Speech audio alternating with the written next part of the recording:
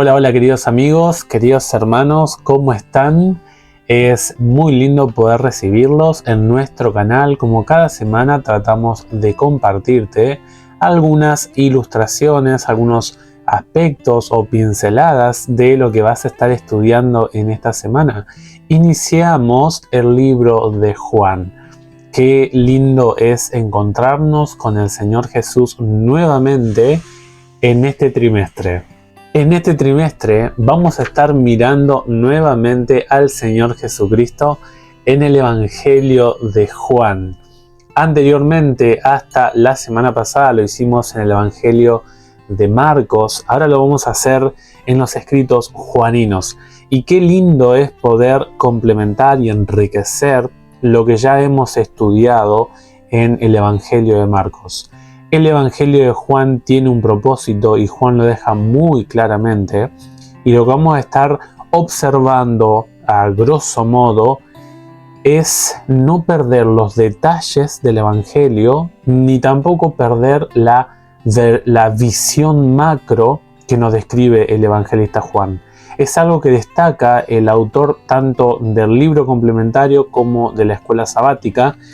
Tenemos, dos autores de la escuela sabática, que uno ya lo estuvimos viendo el trimestre pasado, que es Thomas Shepard, y el otro es Edward Sinker,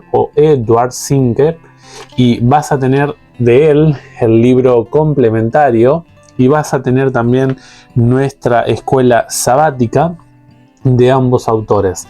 Ambos son especialistas en el Nuevo Testamento y vamos a estar mirando de cerca estos contenidos, obviamente. Vamos a orar y vamos a iniciar. Nuestro Padre Celestial, qué lindo es poder tener un momento de estudio en nuestro diario vivir, en nuestro día, y queremos agradecerte porque iniciamos un estudio maravilloso como es el Evangelio de Juan. Gracias por dejar a estos hombres de Dios que nos dejaron el registro sagrado, el registro de tu palabra acerca de quién es Cristo. Queremos rogarte que nos des confianza, que nos des seguridad, que nos des fe en Cristo Jesús. Que podamos vivir la vida de una forma diferente, conociéndolo día a día. Queremos encomendar, oh Dios, la vida de nuestros oyentes, que seas con cada uno de ellos y cada una de sus familias. Que puedan encontrar a Jesús, que puedan creer en Cristo y que puedan garantizar tener su lugar en la vida eterna. En el nombre de Cristo Jesús lo pedimos. Amén y amén. Como te dijimos al principio, el evangelista Juan te va a decir el por qué leer su evangelio. No va a ser una lectura reflexiva, no va a ser una lectura meditacional, no va a ser una lectura relajante. No, él te dice por qué tenés que leer el libro suyo que dejó en tus manos y en las mías. Él nos da la razón, nos da el verdadero sentido de por qué tenemos que conocer al Cristo del Evangelio de Juan. Si me acompañás a Juan capítulo 20, el versículo 30 y 31 te dice el propósito de este libro. Fíjate lo que dice el evangelista. Hizo Jesús además muchas otras señales en presencia de sus discípulos, las cuales no están escritas en este libro. Verso 31. Pero estas se han escrito para que creáis que Jesús es el Cristo, el Hijo de Dios, y para que creyendo tengáis vida en su nombre. ¿Por qué tenemos que estudiar las escrituras del Evangelio de Juan?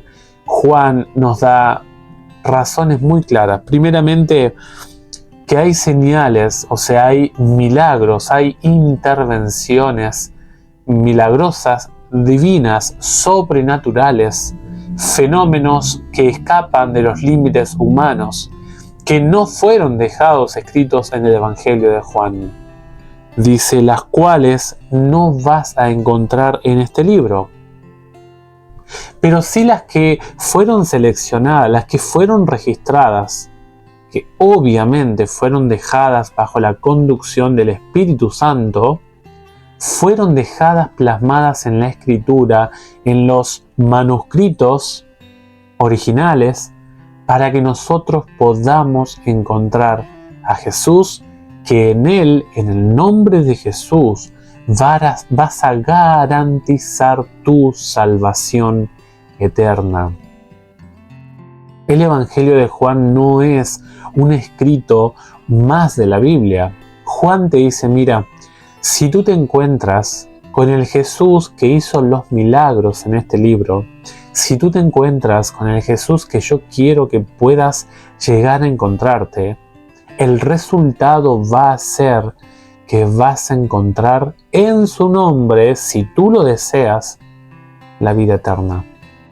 Juan, querido amigo, te dejó el Evangelio suyo no simplemente como un argumento más de la Biblia, no dejó su Evangelio simplemente como un escrito más, no dejó el Espíritu Santo este escrito por medio de este hombre con el propósito de llenar un escrito más del Nuevo Testamento, no. Lo que está diciendo Juan es, este escrito, si lo conservas en tu corazón, si lo guardas en tu mente, si lo incorporas a tu estilo de vida, te aseguro que vas a encontrar la vida eterna. Vas a encontrar el verdadero sentido cristiano en este mundo y en el venidero. Juan te dice de por qué sí tenés que invertir tiempo en el estudio de su Evangelio. Oh querido amigo, dedica tiempo a estudiar este Evangelio. De lo contrario podemos correr el riesgo de perdernos eternamente. Por lo tanto es tan serio esta cuestión que allí Juan 21, 24 y 25 dice el 24, lo que yo te dejo escrito acá es verdad. Te dejo el testimonio para que sepas que lo que dejo escrito en este libro es verdadero. Dice el texto 24, este es el discípulo que da testimonio de estas cosas y escribió estas cosas, y sabemos que su testimonio es verdadero. Y luego el 25 dice, hay también otras muchas cosas que hizo Jesús, las cuales si se escribieran una por una, pienso que ni aún en el mundo cabrían los libros que se habrían de escribir. Amén.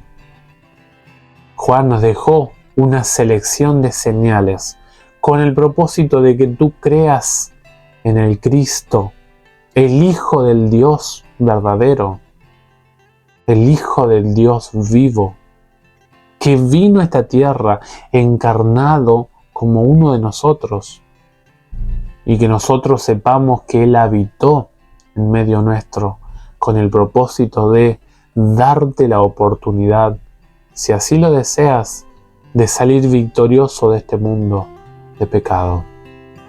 En esta semana vas a estudiar 3 milagros que hizo el Señor Jesús. Vas a estudiar en el capítulo 2, capítulo 4 y capítulo 5. Vamos a descubrir cuáles son el sentido de estas señales que escribió el apóstol y profeta Juan. Fíjate en el capítulo 2, una historia muy conocida, una historia que la hemos leído muchas veces, que la hemos estudiado muchas veces. Lastimosamente no tenés mucha información de la historia en el libro complementario, no la tenés. Te habla más del milagro en el estanque de Betesda en el capítulo 5, se enfatiza más esa historia. Pero yo quiero hablarte de las dos historias, del milagro del jugo de uva en Caná y en Caná la curación del hijo del noble en Juan 4. La historia de la transformación del agua en jugo de uva, un jugo de uva que el maestresala probó y dice que fue el mejor que se podía dar para esa fiesta, la vas a encontrar desde el versículo 1 hasta el versículo 10. En los versículos 11 y 12 nos va a describir que los discípulos creyeron y los milagros se hicieron para que nosotros también creyésemos en el Cristo que está presentando Juan. La Biblia dice que allí en el versículo 28 del capítulo 1 que Jesús estaba en Betábara, salió de allí y entró en Caná. Fíjate que cuando Jesús entra en Caná, recibió una invitación a unas fiestas de un novio, de un esposo que estaba celebrando su casamiento. Jesús es una persona alegre, querido amigo. Jesús disfruta de ir a momentos de alegría, momentos de gozo, momentos de placer. Dios no es un Dios aburrido, no es un Dios de los no, es un Dios que nos advierte de los excesos del placer y también nos cuenta de que hay momentos gratos, felices para compartir, como Él pasó aquí en esta fiesta en Caná. Dice la Biblia que también fueron invitados en el versículo 2 sus discípulos. O sea, Cristo ya había aquí iniciado su actividad como maestro. Jesús ya había iniciado su actividad como conductor de este grupo. Y es interesante que hasta el momento, solamente había 5 apóstoles. Solamente 5. Tenemos a Juan, Andrés, Pedro, Felipe y Natanael. Hasta lo que va del Evangelio solamente encontramos a estos discípulos que estaban ya llamados por el Señor Jesús o que habían sido llamados por su Maestro. De alguna u otra forma les llegó la invitación y obviamente que el Señor Jesús también fue con sus apóstoles y no los excluyó de este momento. Y dice la Biblia que en la fiesta hubo un mal cálculo, un problema de ausencia de jugo de uva. Y la Biblia dice que ahora le traen el problema a la Madre de Cristo. Y la Madre de Cristo, escuchando la situación, le transfiere el problema al Señor Jesús. Jesús le va a decir o la va a tratar de una forma muy rara, muy extraña. Fíjate cómo le va a hablar. Le dice, versículo 4, ¿qué tiene que ver esto con nosotros, mujer? Aún no ha llegado mi hora. Fíjate que en este pasaje dice mujer. Nunca Cristo le dice a María, María. Siempre la trata de madre o mujer. Es una expresión que en el Oriente es de respeto. Es una expresión de valoración hacia el otro. Es una expresión de un marco moral aceptable y social aceptables. Jesús siempre fue un hijo respetuoso. Jesús siempre atendió a su madre como su madre. Jesús nunca rompió la filiación, el vínculo filial de su madre. Y es interesante que le dice, Jesús empieza a diferenciar aquí con su madre el ámbito o la esfera familiar humana de la esfera familiar divina. Jesús le va a decir, madre, ¿qué tengo yo que ver? ¿No sabes acaso que ahora yo empiezo a transitar el calendario de mi Padre Celestial?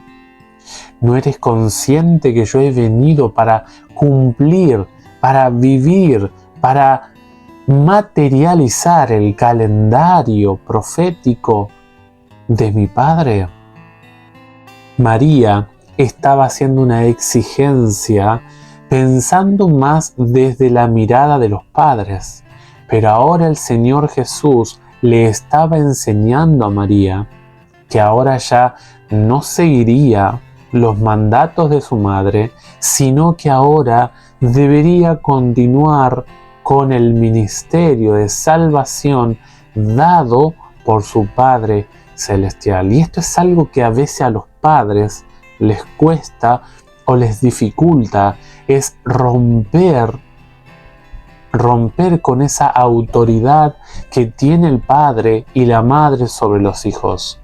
Llega un momento, oh papás, que su autoridad se acaba.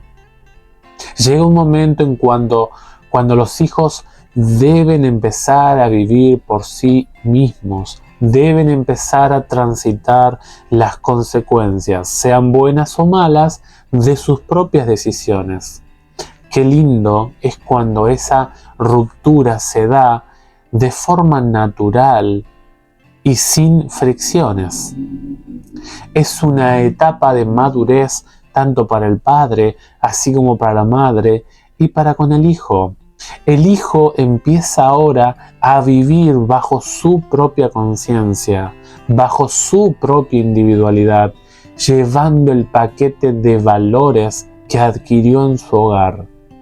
Y esto es una enseñanza también para los padres. Oh querido hijo, si tú ya te has ido de tu casa, quiero decirte que ahora todas las decisiones que tomes, Dios te pedirá cuenta de ellas. Dios demandará en su santo tribunal y en su justo tribunal todas las decisiones que estás tomando de aquí en adelante. Fíjate que en el versículo dice, no ha llegado mi hora. Es una expresión totalmente mesiánica. Es una expresión que aquellos que se detienen en los detalles del Evangelio de Juan, es un destello muy especial. Mi hora. Esa frase que dice Jesús tiene que ver justamente con el, aunque sea parcial o limitado, conocimiento de Cristo, de los eventos, del momento, las circunstancias que el Mesías debía pasar. Si miras en otros pasajes de la Biblia, vas a ver de que el misterio de Dios fue revelado antes de la fundación del mundo. O sea, Jesús nos está diciendo de alguna forma que Él, y esto es uno de los aspectos que nos habla Juan, de que Jesús es eterno antes de que naciera en este mundo.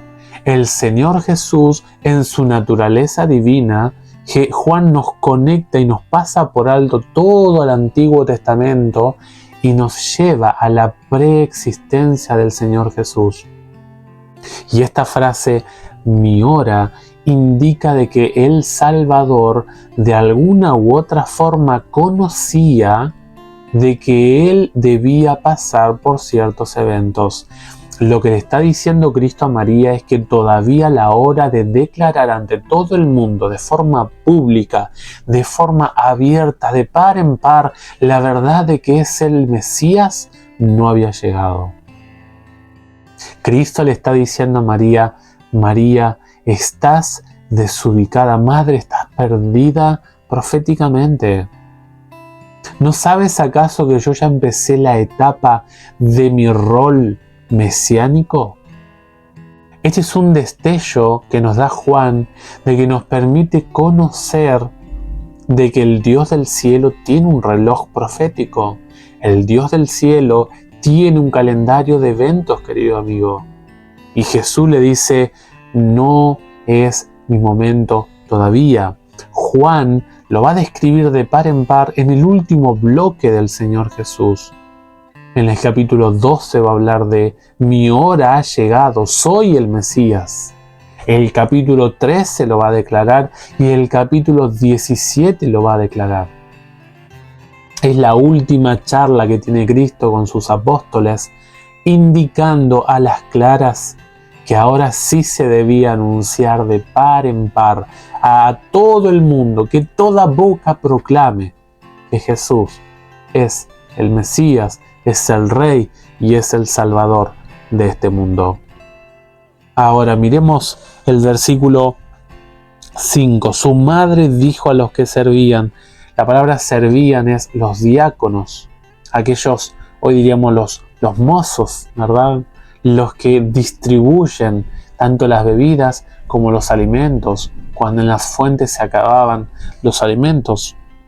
Su madre les dijo: haced todo lo que él les diga. Esto es algo muy importante para un enorme grupo de creyentes que aman, que veneran y que adoran a la Virgen María. La Virgen María, que ya no era más virgen cuando se casó con José, se desposó. Fíjate que ella dice: hagan lo que Él les diga. Fíjate que Jesús instruyó a su madre y la ubicó temporal, espacial y proféticamente. La madre entendió, la madre comprendió quién era Cristo. Y ahora les va a decir: ustedes sigan sus indicaciones. La mamá de Cristo fue una mujer que conoció al Salvador, que lo aceptó, que lo siguió hasta el final y que confiaba en él. El versículo 6 nos indica algo muy interesante. Dice: había allí 6 tinajas de piedra para agua, dispuestas para el rito de purificación de los judíos. En cada una de ellas cabían 2 o 3 cántaros. Fíjate que dice la Biblia que había allí unas tinajas de piedra que eran usadas para los ritos de los judíos.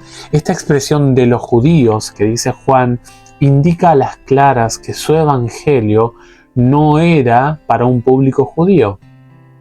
Él distingue la práctica judía, las tradiciones judías, para el lector gentil, para el lector que no era judío.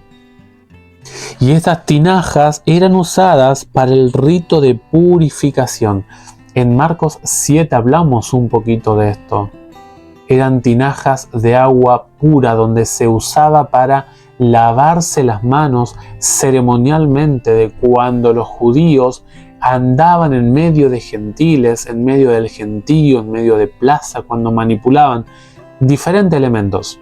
Antes de tomar los utensilios, lo que hacían los judíos era justamente hacer este rito de purificación. Y esto es algo sumamente especial que nos dice Juan. Cada tinaja entraba entre 50 y 80 litros de agua. O sea, nosotros tenemos aproximadamente más de 200 litros de agua en estas tinajas. Y nosotros analizamos estos litros porque indica el alcance del milagro de Jesús. Ahora, algo interesante que nos dice el Evangelio de Juan es que Jesús trabaja con lo que tiene. Jesús se adapta a la circunstancia, las transforma, las moldea y las emplea para cumplir el objetivo. Los defectos, o sea, las falencias, la falta de orden a veces, de ser cuidadoso, de ser calculador, por un lado indican la deficiencia humana. Nosotros no tenemos nada para reclamar gloria para nosotros mismos. La deficiencia humana se revela en este evento. Hay un fallo de cálculo y hace falta el jugo de uva para la fiesta. Y por otro lado muestra de que Dios es el que debe recibir toda la gloria porque Él es el que tiene el poder de transformar dicha situación. Él es el que tiene la habilidad, Él es el que puede transformar, Él es el que puede cambiar lo malo en bueno. Él es el que hace posible que se continúe la fiesta. Él puede hacer un milagro. Él desea acabar la tarea que empezó en nosotros. Él trabaja con estas vasijas de barro como somos nosotros y las va transformando poco a poco. Es un proceso de santificación. El apóstol dice: aquel que empezó la buena obra en ustedes la va a terminar. Y otro aspecto que nos dice este pasaje, este versículo 6, es que Jesús es el centro de las bendiciones. Jesús distribuye bendiciones por doquier. Lo que era una bebida común, como es el agua, aunque a veces vemos en algunos lugares que no hay agua o que hay dificultad para tener agua o que hay agua contaminada, es una bebida común. Había un pastor que decía: es el jugo de canilla. El agua que entraba en estos cántaros. Jesús multiplica el sabor. Jesús actúa como una fuente de bendición para otros. Jesús endulza ese líquido natural. Jesús da sabor a tal punto del que el maestresala cuando prueba dice: qué sabroso. Porque Jesús es lo que cambia la vida. Jesús cambia la esencia de la vida. Tu vida no va a ser la misma sin Cristo que con Él. Porque Jesús es el centro de las bendiciones. ¿Cuántas veces a veces uno se pone a mirar para atrás, ¿no? Y uno dice: ¿qué hubiera ocurrido si Jesús no me acompañara? Jesús me ayudó, Jesús me acompañó, Jesús tomó mi error, me acompañó en esa falta, en esa deficiencia que tuve, y Él hizo que de algo malo saliera algo bueno. El versículo número 7 dice: Jesús les ordena: llenad las tinajas de agua, y las llenaron hasta arriba. Y Él entonces les dijo: sacad ahora un poco y presentadlo al encargado del banquete. Acá hay un principio muy interesante. Jesús le pide a la gente que estaba trabajando allí que haga su parte. Les dice: coloquen agua hasta arriba, organicen las tinajas y denle a probar al director del banquete a ver qué piensa. Y esto es algo que nos enseña la Biblia, que Jesús no va a hacer lo que el ser humano debe hacer. El ser humano, la responsabilidad o las cosas que el ser humano puede hacer, Dios no las hará por ti. Dios va a dejar en tus manos aquellas cosas que tú puedes hacer con tus propias manos. Aquí se muestra a las claras el éxito cuando se une lo humano con lo divino.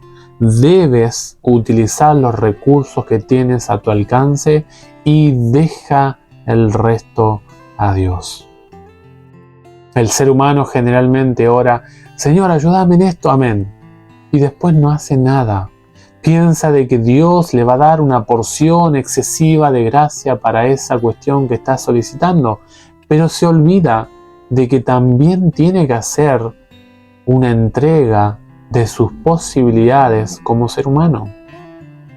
El ser humano tiene responsabilidades ante Dios, y todo lo que el ser humano pueda hacer, Dios no lo hará por ti. Y el versículo 10, el versículo 9, ¿no? Cuando probó el maestresala el vino, dijo que llamó al esposo, y el versículo 10 le dijo: todo hombre sirve primero el buen vino, y cuando han bebido mucho, el inferior. Sin embargo, tú has reservado el buen vino hasta ahora. Jesús, querido amigo, jamás te defraudará. Jesús ayudó a este novio. En el oriente, toda la familia del novio era la encargada de entregar todas las cosas para la boda. Todo lo que hiciera falta en la boda quedaba a cargo del novio. Y Jesús en esta falta de cálculo no defraudó al novio. Hizo un milagro. Toda la gente que pudo observar lo que Jesús hizo comprendió que ese hombre era más que simplemente un ser humano. Él condujo todo. Debes experimentar con Cristo. Debes tener a Cristo en tu vida. Debes dejarlo ser en ella.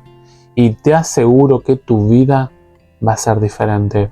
No te digo que va a ser sin problemas, pero tu vida cobrará un sabor distinto. Deja que Cristo te muestre su gloria. Jesús en ese milagro mostró su gloria.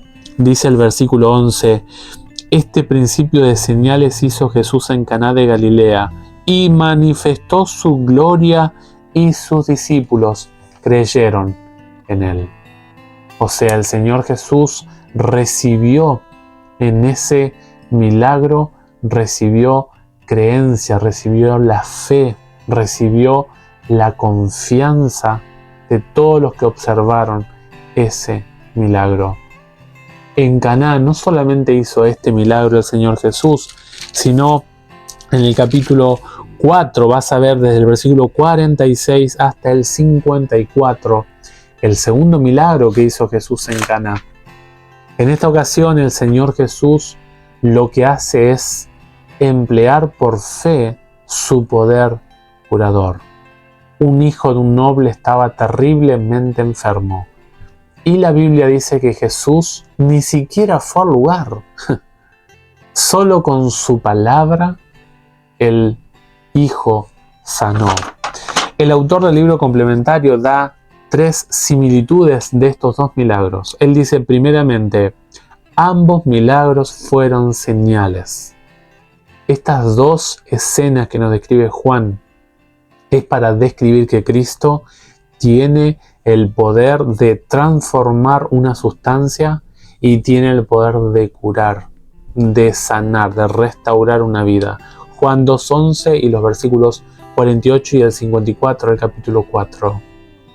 El segundo elemento que destaca el libro complementario es que ambos milagros ocurrieron en Caná de Galilea. Juan 2:1 y 11 y también en el capítulo 4, versículo 46 y 54. Y el último es, ambos generaron fe. Ambos generaron fe. Juan 2:11 y Juan 4:50 y 53. Este es el argumento que dice Juan en Juan 20, 30 y 31. Esta respuesta de fe cumplió el propósito para el que Juan estaba escribiendo su libro. Estas cosas han sido escritas para que ustedes crean que Jesús es el Cristo, el Hijo de Dios, y para que creyendo tengan vida en su nombre.